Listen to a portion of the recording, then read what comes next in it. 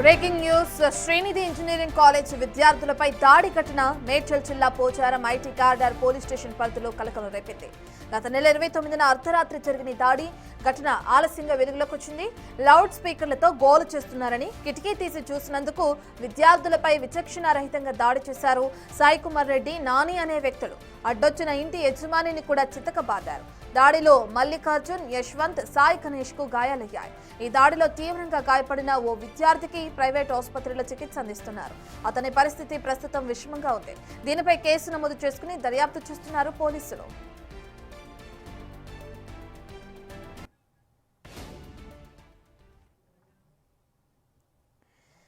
మనం big TV screen పైన చూస్తున్నాం. పోచారం మేడ్చల్ జిల్లాలో ఏ విధంగా అయితే విద్యార్థులపై దాడికి తెగబడ్డారు కొంతమంది వ్యక్తులు, అయితే గోడ దూకొచ్చి మరీ ఈ విధంగా దాడికి యత్నించారని చెప్పి అక్కడ ఉన్న వాళ్ళు ఆరోపించారు. పోలీసులు కేసు నమోదు చేసుకున్నారు. విద్యార్థులతో పాటు ఇంటి యజమానిపై కూడా దాడికి తెగబడ్డారు. అయితే ఎవరైతే తీవ్ర గాయాల పాలయ్యారో విద్యార్థి, తనని ప్రస్తుతం హాస్పిటల్లో ఒక ప్రైవేట్ హాస్పిటల్లో చికిత్స అందిస్తున్నట్లు సమాచారం అందుతుంది. అతని పరిస్థితి కూడా విషమంగా ఉన్నట్లు మనకి సమాచారం అందుతుంది. మా ఇంట్లో పిల్లలు కిరాయి కొంటున్నారు. నైట్ వాళ్ళు పొద్దున ఇంటి పక్కలు ఏం చేసిరంటే పొద్దున 9-10 గంటల నుంచి స్టార్ట్ చేసారు డీజే. పిల్లలేమో చదువుకుంటారు పైన. అట్లయినా మేము ఎవరం ఏమనలేదు. గల్లికి నైట్ 12:30 అవుతుంది. పిల్లలు ఏం చేసినట్టే చదువుకుంటా పండుకొని లేచి ఒక బాబు వాష్రూమ్ కానీ పోయిందంట.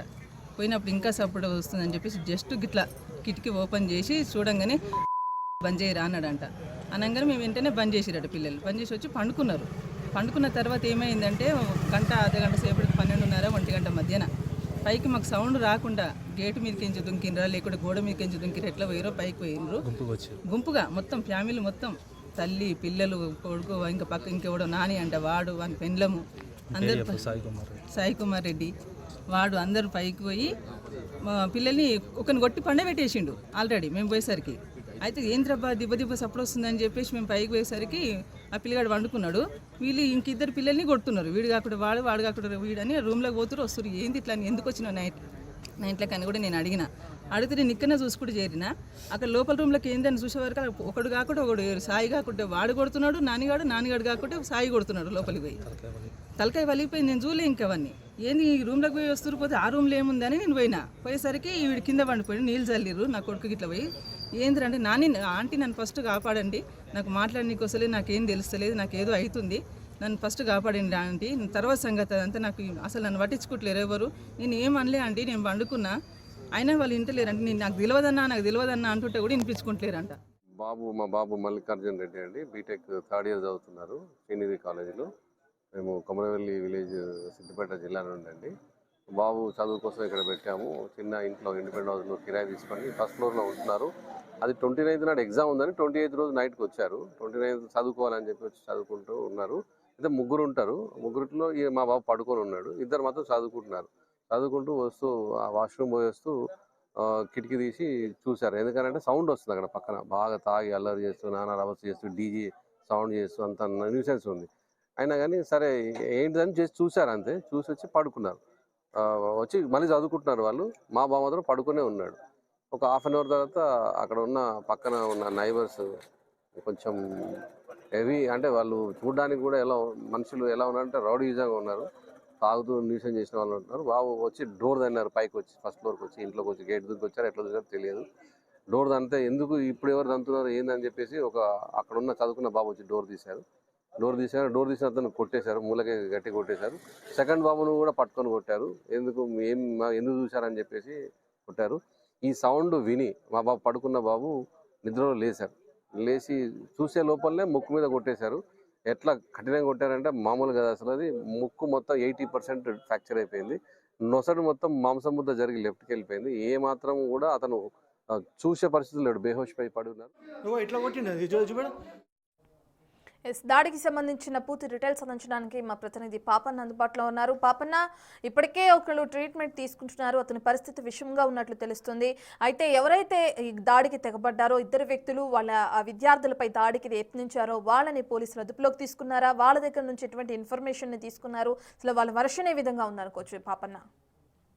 రత్న, ఎవరైతే ఈ సాయి కుమార్ రెడ్డి, నాని ఇద్దరు ఉన్నారో ఈ ఇద్దరు కూడా ఇప్పుడు అబ్స్టాండింగ్ ఉన్నారు. అంటే ఆ దాడి జరిగిన నెక్స్ట్ డే నుంచి వారు పరారీలో ఉన్నారు.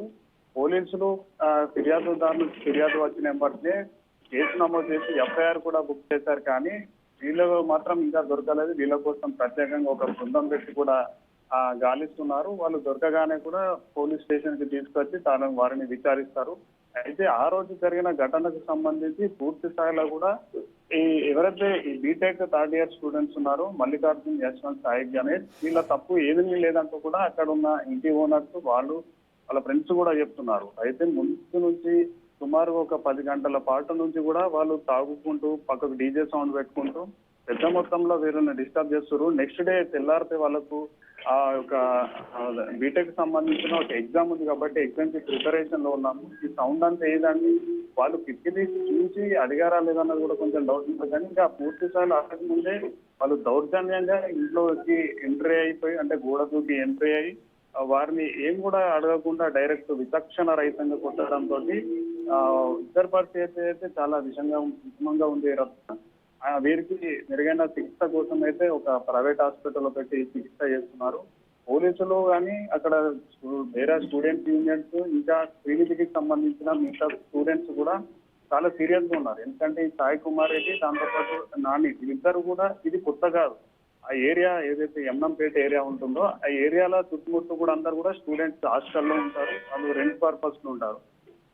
ఈ సాయి కుమార్ రెడ్డి నాని ఇట్లాంటి ఘటనలు జరగడం ఇది 4వ ఘటన. అంటే వరకు రెగ్యులర్ గా ఇది అలవాటు అయిపోయింది. ఆ శ్రీనిధికి సంబంధించిన స్టూడెంట్స్ ని టార్గెట్ చేస్తూ చేస్తున్నారంటే ఆ శ్రీనిధికి సంబంధించిన స్టూడెంట్స్ అయితే చెప్తున్నారు. కాబట్టి ఈ సాయి కుమార్ రెడ్డి నాని మీద కఠినమైన చర్యలు తీసుకోవాలి. వీలైనంత తొందరగా వాళ్ళని పట్టుకొని శిక్షించాలంటూ కూడా వాళ్ళు డిమాండ్ చేస్తున్నారు. Right, thank you Papanna.